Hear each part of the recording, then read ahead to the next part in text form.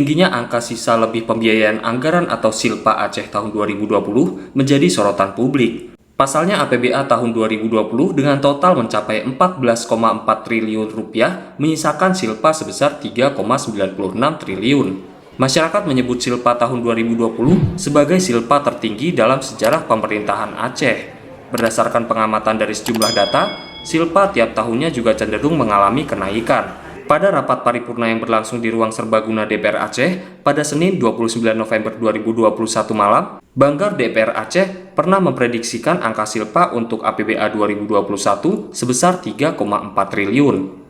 Besaran angka prediksi ini tidak jauh berbeda dengan angka Silpa tahun 2020. Namun, akankah APBA 2021 terancam kembali menjadi mega Silpa?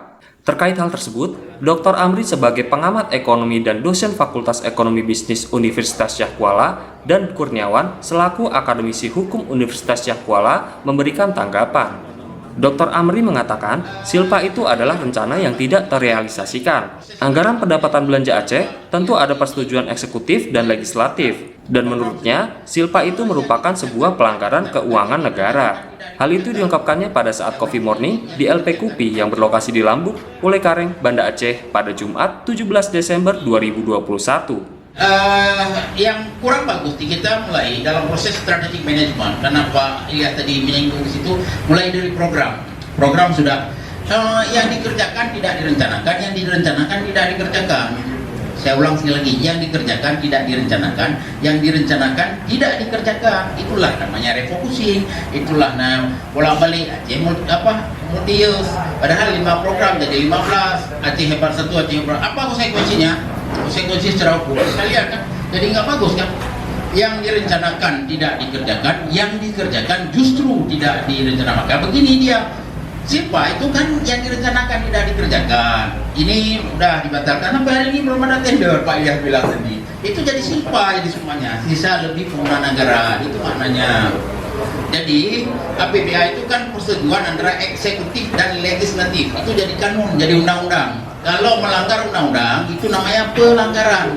Jadi Silpa itu adalah pelanggaran keuangan negara. Pada dicatat itu. Hal serupa disampaikan juga oleh Kurniawan. Ia mengatakan Silpa bisa disebabkan karena beberapa faktor, bisa karena masalah teknis dan juga keterlambatan dalam melakukan tender. Kemudian dari Silpa, tender Silpa itu kami ya, tetapi bahwa Silpa itu terjadi karena apa yang direncanakan, yang sebagaimana saya katakan tadi kan, itu tidak dilaksanakan, baik karena kendala teknis manajerial tadi, terlambat dalam melakukan tender sehingga akan berdampak bergesernya tahapan-tahapan yang ada sebagaimana dikatakan Pak Amri tadi, ada tahapan-tahapan ya, dan ada masalah lainnya. Tutupnya ia menegaskan bahwa mental dan moral pengelola itu juga tidak kalah penting. Ia menjelaskan bahwa Aceh sudah memiliki uang dan sumber daya manusia yang cukup, tapi mental dan moral pengelolanya masih bermasalah, sehingga kesejahteraan di Aceh masih belum merata. Filosofi di undang-undang mensyaratkan adanya dokumen perencanaan pembangunan sebagai dasar dalam pelaksanaan pembangunan itu adalah agar uang yang dikeluarkan dalam pembangunan itu tidak sia-sia. Artinya apa? Dia memiliki daya guna dan hasil guna, itu kata poinnya. Lantas ketika dokumen perencanaan ada tapi tidak menimbulkan daya guna dan berhasil guna, sebagaimana dikatakan oleh Bapak Dr. Ilyas tadi, dibuat pasal tapi kemudian tidak dibuat oleh masyarakat, berarti dokumen terlalu dipaksakan. Kenapa? Di dalam dokumen perencanaan itu pasti ada analisis ya Pak Melihat, melihat kira-kira ketika ada kebutuhan masyarakat pasar di daerah mana titik yang paling strategis sehingga kemudian uang yang sudah digelontorkan untuk pembangunan itu dia bisa memiliki daya guna, tidak terbengkalai. Ada kajian. Nah, berarti ada kebohongan di dokumen perencanaan. Dokumen perencanaan hari ini dapat disimpulkan sebagian besar ya. Kenapa proyek pembangunan itu lebih tidak termanfaatkan dengan baik? Karena dokumen perencanaan hanya didesain hanya untuk memenuhi tuntutan kebutuhan hukum. Dia tidak dianalisa dengan baik, tidak jujur dalam analisa bahwa pilihan tepatnya itu ternyata bukan daerah ini, jangan-jangan pasar itu, mungkin di daerah mana.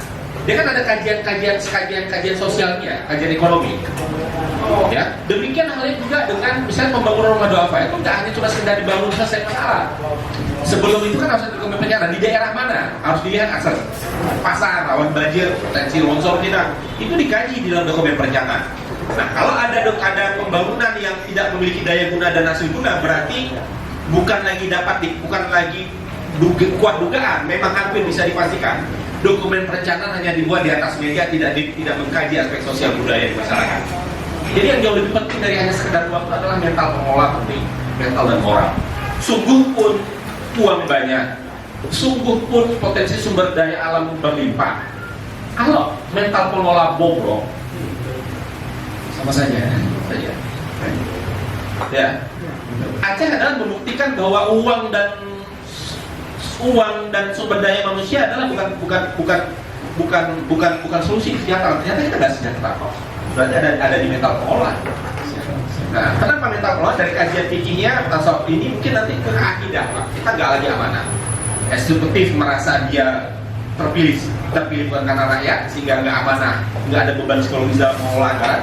Dokumen perencanaan bin salabin asal sekedar hanya jadi memenuhi tuntutan kebutuhan umum saya, walaupun kemudian nanti dampaknya apa, proyek pembangunan tidak berdampak. Demikian juga legislatif tidak lagi amanah, merasa tidak lagi ada ribuan orang yang dia wakili di pundaknya, tidak lagi merasa jadi pilih. Jadi karena tidak amanah, maka dia berdampak terhadap perilaku. Dengan demikian, maka sungguh pun potensi sumber daya manusia dan alam berlimpah tidak akan bisa mensejahterakan. Jadi Aceh adalah salah satu bentuk antitese bahwa sebenarnya uang dan sumber daya manusia itu adalah bukan problem. Dari Banda Aceh, Ahmad Nursalam, Nukilan ID.